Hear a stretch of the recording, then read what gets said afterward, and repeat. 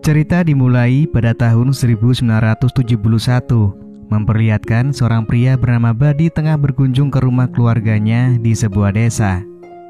Bagi Badi, kembali ke rumah keluarga memberinya ketenangan dan kesempatan untuk mengenang masa lalu. Melalui kunjungan ini, Badi terhanyut dalam kenangan akan orang-orang yang membentuk masa kecilnya, terutama keluarga besarnya.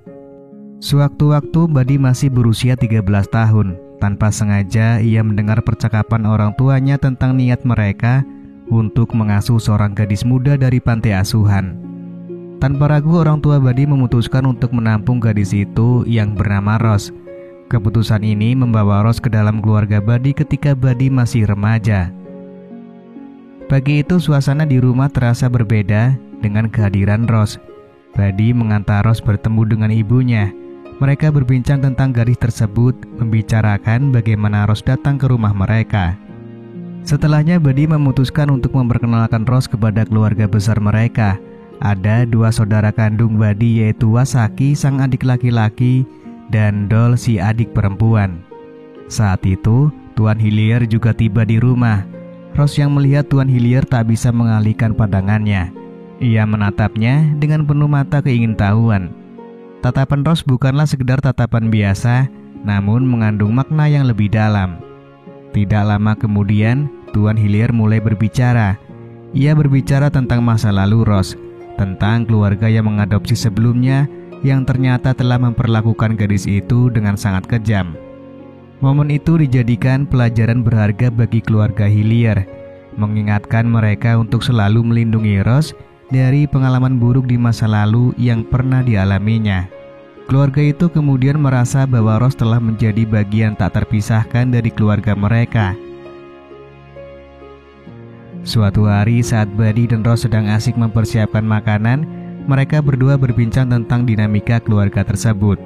Badi mencoba bertanya mengenai pengasuh Ros di masa lalu yang begitu jahat. Namun Ros terlihat menghindari pertanyaan tersebut, meninggalkan rasa misteri tentang masa lalunya. Tiba saat Tuan Hillier pulang, tampaknya dia tidak memiliki nafsu makan. Ros dengan cekatan menawarkan untuk membuatkan kopi untuknya. Tuan Hillier tanpa ragu memuji kecantikan Ros dan senyuman langsung merekah di wajah gadis itu. Namun anak-anak keluarga mulai merasa ada sesuatu yang tidak beres dengan Ros. Pemandangan berubah saat mereka melihat Nyonya Hillier mengenakan alat bantu dengar karena pendengarannya yang telah menurun. Keesokan harinya, ketika anak-anak tengah bermain, Ros datang menemui Nyonya Hillier. Setelah menggunakan alat bantu dengarnya, Nyonya Hillier dan Ros mulai berbincang dengan hati terbuka, menggambarkan momen kebersamaan mereka yang semakin erat. Ketika makan malam bersama, terlihat bahwa Ros merasa tidak nyaman dengan kehadiran Tuan Hillier di meja makan. Setelah itu, Nyonya Hillier memutuskan untuk pergi ke sebuah acara teman. Dan meski Tuan Hillier menawarkan untuk mengantarnya, Nyonya Hillier menolaknya dengan lembut. Lalu sebagai gantinya, ia meminta suaminya untuk membantu Ros membersihkan rumah. Setelah Nyonya Hillier pergi, suasana berubah tiba-tiba. Ros secara tiba-tiba mendekat dan duduk di pangkuan Tuan Hillier, memohon agar dia mau bermain futsal dengannya. Di sisi lain, Badi dan Dol tanpa disadari sedang mengintip dari balik pintu. Tuan Hillier awalnya menolak ajakan Ros, tetapi gadis itu tetap memohon dengan penuh semangat. Akhirnya, Tuan Hillier terperangkap dalam pesona Ros meskipun sebentar, dan ia dengan cepat menyadari situasi itu, serta meminta Ros untuk menjauh. Pada malam harinya, Ros mengunjungi kamar Badi. Badi sendiri terlihat terganggu, tetapi Ros tetap masuk dan berbagi perasaannya. Ia menceritakan bahwa ia merasa jatuh cinta pada ayah Badi.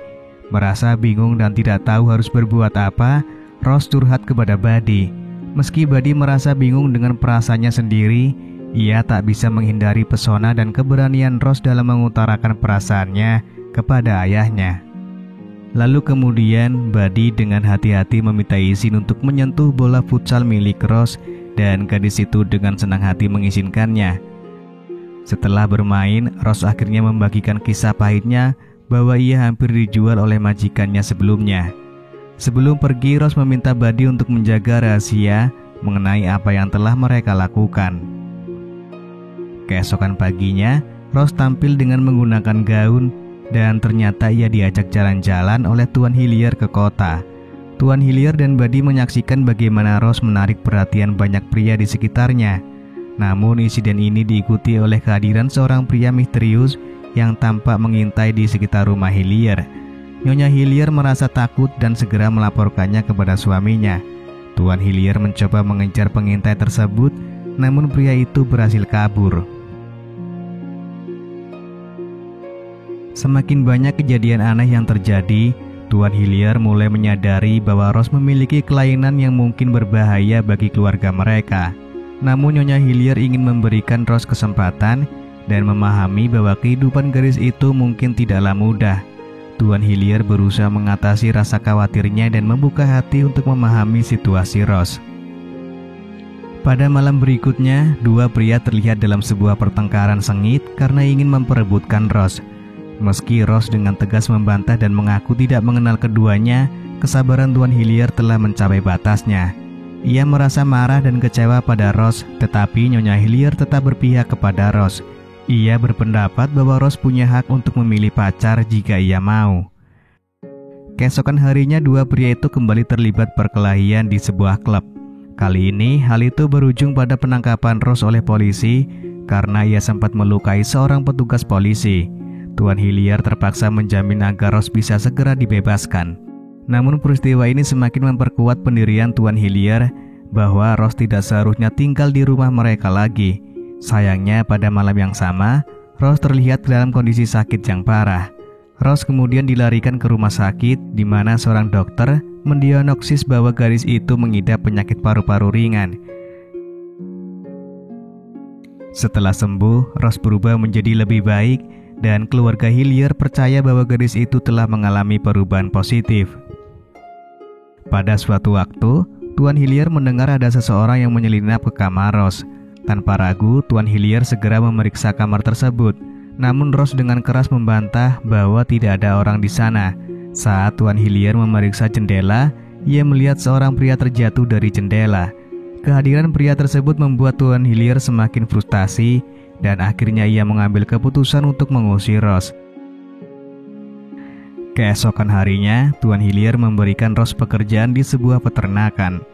Merasa diusir, Rose menangis dan mengaku bahwa ia sedang hamil. Namun setelah diperiksa di rumah sakit, ternyata dokter mengungkapkan bahwa Rose tidak hamil, melainkan ia mengidap penyakit kista ovarium. Dokter menjelaskan bahwa penyakit ini membuat Rose beresiko tidak bisa memiliki anak dan merekomendasikan pengangkatan rahim sebagai solusi. Namun Nyonya Hillier menolak untuk melakukannya. Ia menganggap bahwa mengangkat rahim dari seorang gadis muda adalah tindakan yang kejam. Nyonya Hillier memutuskan untuk tetap merawat Rose tanpa harus mengambil rahimnya. Meski resiko mandul tetap ada, keputusan ini menunjukkan dukungan dan kepedulian Nyonya Hillier terhadap Rose meskipun dihadapkan pada situasi sulit. Saat dirawat di rumah, Rose akhirnya menceritakan kepada Buddy bahwa orang tuanya meninggal karena sebuah penyakit yang dideritanya. Selama masa perawatan, Rose menjalin hubungan dengan seorang polisi bernama David. Kali ini Rose merasa bahwa David adalah pasangan yang tepat baginya. Akhirnya Rose mengungkapkan keinginannya untuk segera menikahi David. Keinginan Rose untuk menikah dengan David akhirnya direstui oleh keluarga Hillier. Namun seiring berjalannya waktu, scene lalu berpindah ke masa sekarang. Di sini Buddy dan ayahnya mengetahui bahwa David bukanlah pria yang tepat bagi Rose. Ternyata setelah menikah dengan David, Rose memilih untuk bercerai karena ketidakcocokan. Namun tak lama setelah itu, Rose menikah dengan 4 pria lain. Dalam kisah ini terungkap bahwa Rose akhirnya menikah dengan suami keempatnya setelah menunggu lebih dari 25 tahun. Diketahui bahwa ibu Buddy sudah lama meninggal dan ayahnya memberitahu bahwa Rose juga telah berpulang. Berita ini membuat Buddy menangis karena keluarga Hillier telah menganggap Rose sebagai saudara. Keduanya akhirnya mencoba menghibur diri dengan meyakinkan bahwa Rose sekarang bersama Nyonya Hillier di surga, lalu film pun selesai.